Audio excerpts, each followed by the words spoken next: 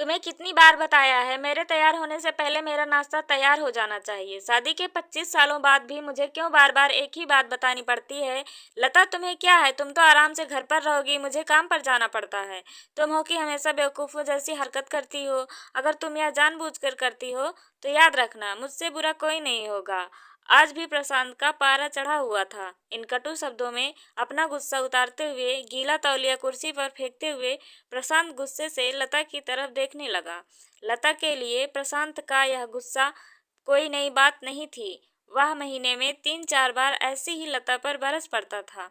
पहले पहले लता उसका विरोध किया करती थी, लेकिन जब कई सालों तक प्रशांत में कोई बदलाव नहीं दिखा, तो लता ने खुद को ही बदल दिया। अब प्रशांत के कुछ भी कहने से लता को कोई फर्क नहीं पड़ता था।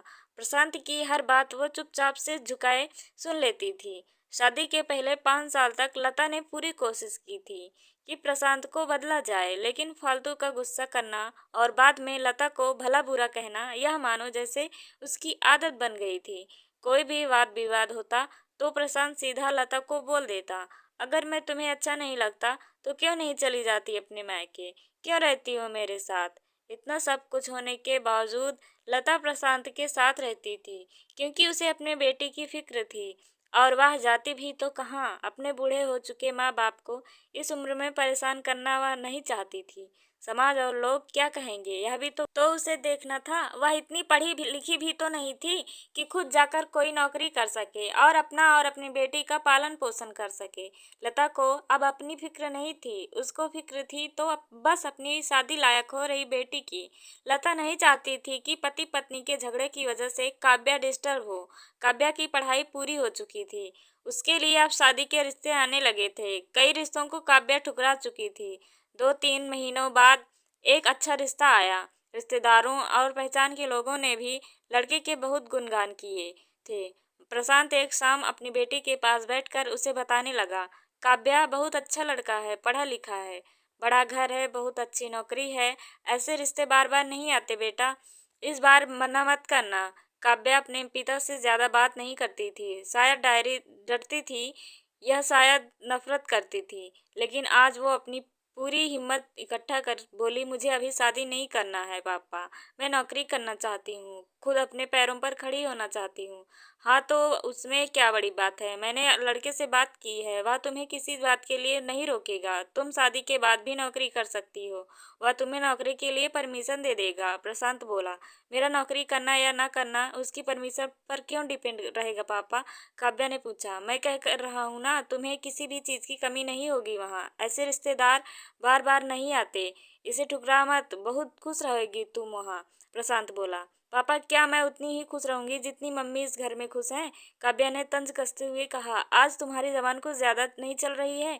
प्रशांत गुस्से से आंखें बड़ी करते हुए बोला, पापा मुझे शादी ही नहीं करनी है, क्योंकि शादी के बाद अगर वह लड़का आपके जैसे निकला तो मैं क्या करूंगी? मुझे आपके जैसा जीवन साथी नहीं चाहिए जो बिना बात के मुझ पर हमेशा चिल्लाए। मुझे कुछ भी अपनी पसंद का लेना हो तो 10 बार सोचना पड़े, कहीं वह नाराज ना हो जाए। मेरी तबीयत जैसी भी हो उसे परवाह ना हो, रोटी थोड़ी सी मोटी बन जाए तो घर सर पर उठा ले, उसकी चेक बुक ना मिले तो भी मेरा ही दोष निकाले और हर छोटी मोटी बात पर मुझे मायके जाने के लिए कहे। काव्या ने अपना दिल खाली करते हुए पापा से सब कह दिया। प्रशांत का गुस्सा 7वें आसमान पर था, लेकिन उसके मुंह से एक भी शब्द नहीं फूट रहा था। वो काव्या की बातें सुन रहा था। काव्या उतना ही बोलकर चुप नहीं हुई। आज पहली बार वह अपने पापा के सामने इतना कुछ बोल रही थी।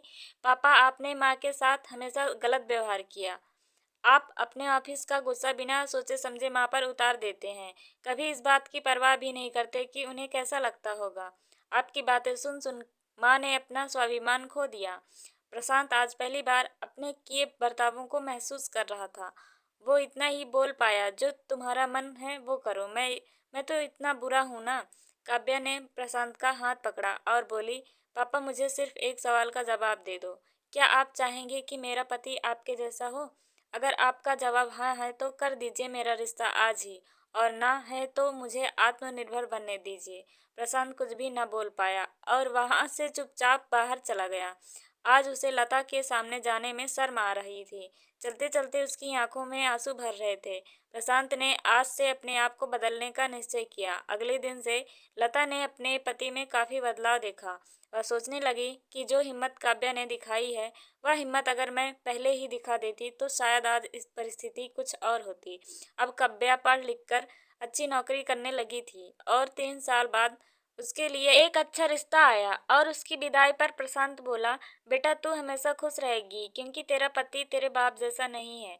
प्रशांत की यह बात सुनकर लता और काव्या की आंखों से आंसू बहने लगे। दोस्तों, हमारे समाज में औरतों को भले ही देवी का दर्जा दिया जाता है, लेकिन वह स्वतंत्रता नहीं दी जाती जो उन्हें देनी चाहिए। उन्हें बचपन से ही बताया जाता है कि वह पराया धन है। स्कूल से आने में देर हो जाए तो पिटाई मिलती है। मोबाइल पर बातें करते हुए दिख जाए या खिड़की से झांकते हुए दिख जाए तो शक किया जाता है। माँ बाप का घर तुम्हारा घर नहीं है, पति का घर ही तुम्हारा घर है।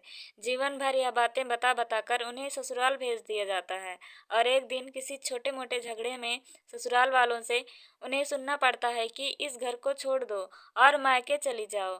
अब आप ही बताओ दोस्तों, ऐसी स्त्रियों का सच्चा घर कौन सा? आखिर वह किस घर को अपना घर कहें? दोस्तों, यह कहानी आपको अच्छी लगी हो तो लाइक कमेंट ज़रूर करिएगा।